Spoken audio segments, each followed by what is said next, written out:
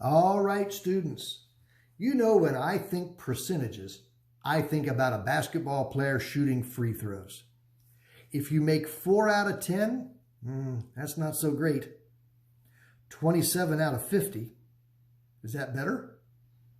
5 out of 5, that's perfect. 1 out of 10, that's terrible.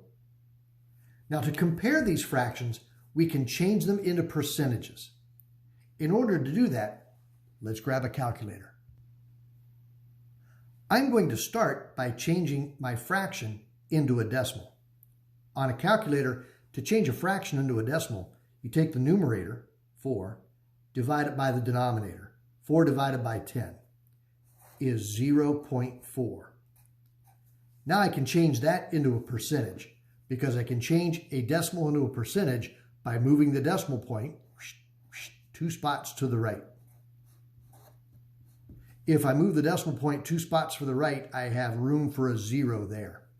4 out of 10, 40%. How about 1 out of 10?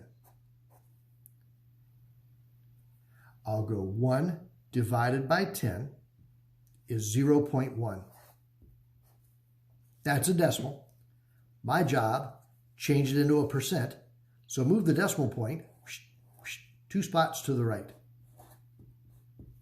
1/10 is the same as 10%.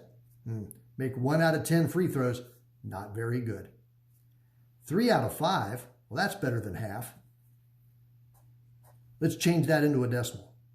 3 divided by 5 is 0.6. Now move that decimal point 2 spots to the right. Is 60%. See how changing fractions into percentages allows us to compare them easily. Which is better, make 4 out of 10 or 3 out of 5?